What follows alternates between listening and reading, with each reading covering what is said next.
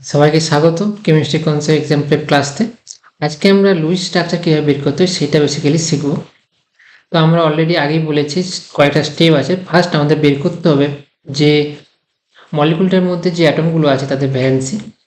যেমন BF3 মলিকুলের মধ্যে বোরনের ভ্যালেন্সি হচ্ছে 3 আর ফ্লোরিনের ভ্যালেন্সি হচ্ছে 1। দুটো মলিকুলের ক্ষেত্রে সেম।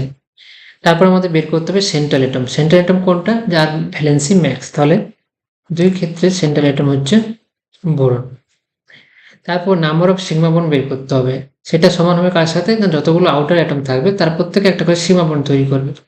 তার জন্য কারণ সিগমা বন্ডের পরেই তো পাই বন্ড হবে, তাহলে প্রত্যেকটা অ্যাটম একটা করে সিগমা বন্ড তৈরি করবে। এখানে 3টে সিগমা বন্ড তৈরি হবে, BF সিগমা বন্ড।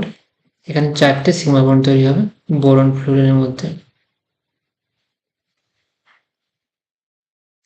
এরপর আমাদের লোন পেয়ার বের করতে হবে। লোন পেয়ার বের করার জন্য আমরা একটা ফর্মুলা তৈরি করেছি। ফর্মুলাটা কি এটা ভালো করে বুঝতে হবে।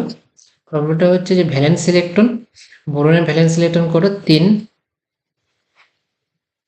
মাইনাস কতগুলো সিগমা বন্ড আছে? এখানে আছে 3টি সিগমা বন্ড এবং এখানে আছে টোটাল 4টে সিগমা বন্ড। তারপর কি লিখেছি আমরা? না, কতগুলো পজিটিভ চার্জ আছে মলিকুলে সেটা বিয়োগ করতে হবে। এখানে পজিটিভ চার্জের সংখ্যা হচ্ছে 0, এখানেও পজিটিভ চার্জের সংখ্যা আছে 0। এরপরে কতগুলো নেগেটিভ চার্জ আছে মলিকুলটাতে, কতটা নেগেটিভ চার্জ আছে সেটাকে যোগ করতে হবে। তাহলে এখানে 0, কোনো নেগেটিভ চার্জ নেই।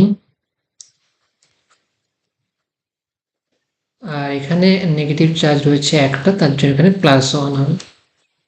এবং দুজনকেই আমরা 2 দিয়ে ভাগ করব। তাহলে আমরা লোন পেয়ারের সংখ্যা বের করবো। লোন পেয়ারের সংখ্যা কত? এখানে লোন পেয়ারের সংখ্যা 0 এবং এখানে লোন পেয়ারের সংখ্যা 0।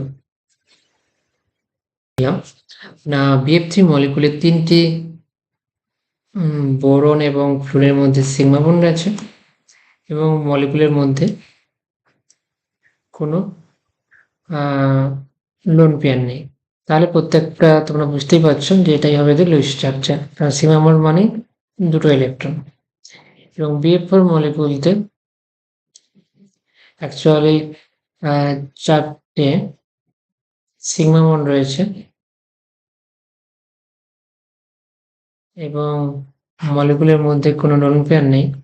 তাহলে এটাই হবে অ্যাকচুয়ালি লুইস স্ট্রাকচার। এবং অ্যাকচুয়ালি নেগেটিভ চার্জটা থাকে বোরন মাইনাসের উপর। সেটা কীভাবে হয় সেটা আমরা পরে দেখব।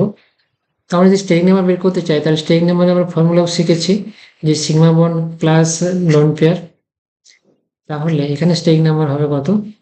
এখানে স্টেরিক নাম্বার হবে 3 এবং এখানে স্টেরিক নাম্বার হবে টোটাল 4 + 0 এবং আগেরটাতে 3 + 0 ছিল। টোটাল কত হচ্ছে? 4। তাহলে এই মলিকুলটা হচ্ছে sp3 হাইব্রিডাইজেশন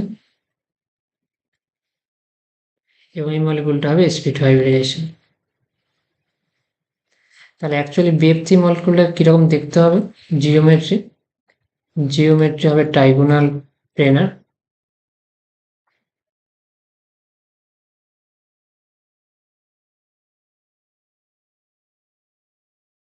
এবং BF4 মাইনাস যে মলিকুলটা সেটা হবে টেট্রাহেড্রন।